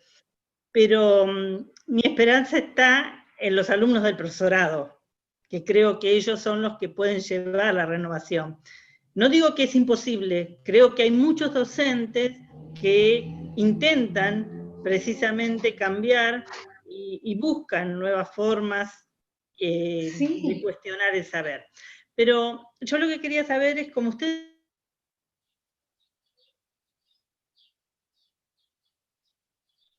Ay, Erika, se nos cortó.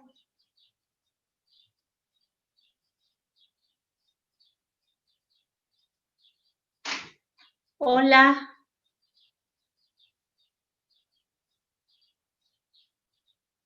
Erika. Ah, quizá ahora, a ver si se nos cortó, ¿no? Sí, se cortó. Rita, ¿vos podés dejar de compartir la pantalla? Así ok, volvemos. Sí, tal vez estaba en un segundo. Espera, creo que lo hice. ¿No? Porque no vemos la galería todavía. Espera. Sí, Ahí. Ahí está, perfecto, gracias. A ver si volvió entonces Erika. Si no, te hago otra pregunta que, a ver acá, Martín. Ah, acá volvió Erika. Erika, no te escuchamos la mitad, perdón. Perdón, se cortó la comunicación, no sé si se escuchó. No se escuchó, repetinos. Ah, perdón, repito. Decía, ustedes están trabajando con alumnos del profesorado. ¿Ustedes me están escuchando? Sí, perfecto. Ah, porque tengo la imagen congelada, por eso pregunto. Decía, se están trabajando con alumnos del profesorado donde creo que cuando comenzaron a implementar, trabajar con un rey, los alumnos al principio, interpreté eso, ¿no? Se resistieron un poco a esto del cuestionamiento, de tener que estudiar también física, ¿cambiaron la actitud con el tiempo? Más allá de la experiencia de esta chica que quería hacer algo que realmente pasa por una cuestión de subestimar al alumno, ¿no? Los demás, ¿cambiaron la actitud como para decir, bueno, salgo de aquí y voy a intentar hacer un trabajo diferente? Yo creo, no lo sé, porque yo no sigo a los estudiantes después que egresan. Yo no tengo respuesta para eso. Pero yo lo que creo, Erika, es que un profesor solo no puede cambiar nada. Ese chico, esa chica que salió seguramente ellos estaban muy entusiasmados después. Conozco una chica que ahora regresó, que era muy rebelde, por ejemplo, y que dijo que ella estaba siendo el rey de las antenas en su pueblo y que ella se había quedado con eso. Y yo me puse muy contenta por eso. Pero bueno, no sé qué puede hacer ella solita. Me refiero solita en el sentido de solita en una institución que finalmente vos sabés que te termina comiendo. El sistema te traga. Entonces, yo por eso digo que no es que si no tuviera esperanza en que podemos cambiar algo, no estaría en esto. Pero por el momento quiero ser cautelosa y decir que lo único que hago es investigación básica y no recomiendo la generalización ni la llevada de cosas así irreflexivamente al aula, y mucho menos sin un equipo por detrás. Y mucho menos sin un equipo por detrás. Perdón. Se podría... Una cosa que hago es defender fervorosamente a los profesores. Esos profesores que van a estudiar la LEM quieren cambiar cosas, pero no pueden. O sea, yo estoy particularmente harta de escuchar, por eso me gusta la teoría antropológica, me hace entender que lo que pasa en un aula depende en un porcentaje muy pequeño del profesor. Porque el profesor está afectado por toda la escala, tiene encima toda la escala de los niveles de codeterminación. Entonces, o cambia el paradigma o la actividad profesional del profesor no va a poder cambiar. Yo no creo que individualmente podamos hacer demasiado. Claro, por eso se podría promover desde el profesorado ahora que tenemos esta posibilidad que yo creo que ya todos pueden utilizar la tecnología para poder enseñar y aprender. Formarse un grupo de alumnos que puedan seguir, o sea, una vez que se reciben, que puedan seguir conectados para que se puedan apoyar entre sí. Porque es cierto esto que decís, cuando van a trabajar se encuentran muy aislados, entonces necesitan de algún apoyo. Sí, sí. Claramente sí. Bueno. Me parece que sin comunidades de trabajo esto no podría andar. Bueno, tengamos esperanza. Pero por otro lado, si nosotros vamos a tener sistemas de evaluación importados, ¿sí? Gente de la Organización Mundial del Comercio diciéndonos cómo tienen que funcionar nuestras escuelas y cosas varias, y también ahí, por más buena voluntad que tengan nuestros estudiantes, hay una presión sobre ciertas cosas que hace muy difícil, muy inelástico la posibilidad del cambio, ¿no? Me parece a mí. Hay una ideología dominante que no quiere que nada cambie. O sea, la clave está en que las cosas no cambien, no en que cambien.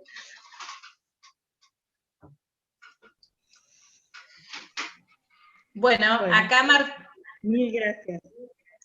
Gracias, Erika. Un abrazo. Acá Martín de las Heras gracias. Te hace una pregunta que te la voy a formular yo porque no tiene micrófono. Y pregunta, ¿el aprendizaje basado en proyecto de manera interdisciplinaria puede tener puntos en común con el REI? Bueno, le respondo. Yo creo que el aprendizaje basado en proyectos puede tener puntos en común con el REI, siempre y cuando exista un cuestionamiento del saber y un ejercicio de la dialéctica del análisis, síntesis, praxeológico y didáctico. Yo lo que observo es que el ABP y todos sus hijitos son formas ateóricas, que es lo mismo que el enfoque de resolución de problemas. Parece ser que si yo resuelvo problemas, es como el resolvedor general de problemas de Simon. Si yo resuelvo problemas, eso es utilidad trascendente. ¿Para qué me habilita resolver problemas en general? El punto es, ¿cuál es el saber que está en juego si yo trabajo en ABP? ¿Sí? ¿Qué aprendo y para qué y por qué? Y me parece que el análisis del saber está ausente en los proyectos de ABP. Esa es mi opinión. Yo prefiero, entonces, como dice Carmila López-Smith, si quieres avanzar, hazte de una teoría. Entonces, yo tengo una teoría y no voy a decir que no tiene nada que ver, pero me parece que el tipo de análisis que se hace no tiene nada que ver. Me parece que no tiene nada que ver. Y que no es, esto no es, no me parece que el ABP es más algo, como yo lo veo, que responde a la escuela activa y demás. Esto no es eso. La TAD no es la escuela activa.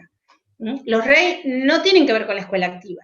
Yo estoy hablando de trabajar la técnica, estoy hablando de ejercitar, estoy hablando de estudiar.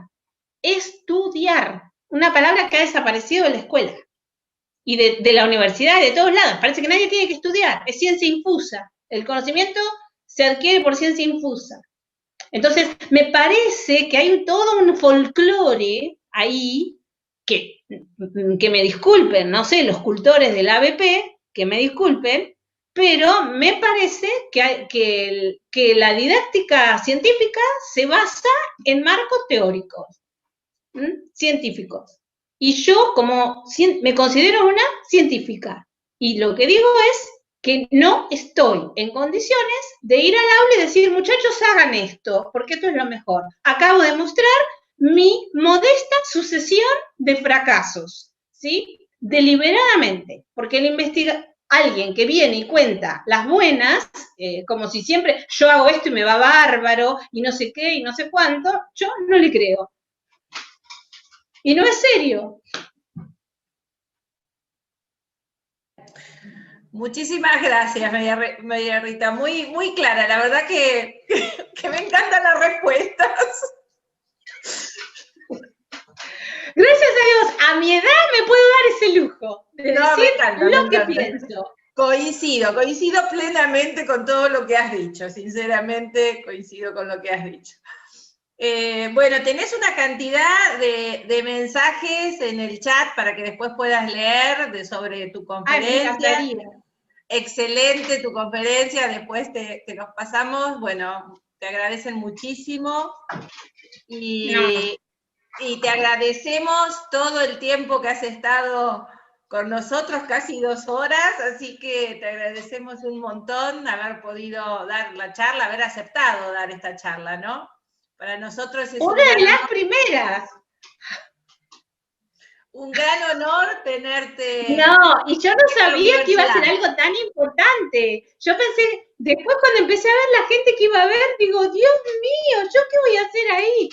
Entonces, bueno, yo les agradezco muchísimo a ustedes porque sé el esfuerzo que es organizar esto y bueno, creo que están haciendo algo que está súper bueno. Y nada, muy agradecida, nada más. Muy agradecida a todos los que se quedaron para escucharme, estamos a disposición, así que tienen, nosotros todo difundimos en nuestro ResearchGate, no hay nada de pago ahí, Y lo que es de pago también lo difundimos. Algún día capaz que nos vienen a cobrar la cuenta, pero bueno, no importa. Así que bueno, muchísimas gracias a todos. Muchas gracias. Muchísimas gracias a vos y a los participantes. Te damos un aplauso, excelente tu conferencia, me encantó. Ay, no se olviden de mandarme el video, por favor. Sí, te mandamos todo, te mandamos después todo. Muchas gracias. Hasta luego. María Andrea, muchas gracias. No, gracias hasta pronto. a vos. Chao. Chao, chao. Chao, chao.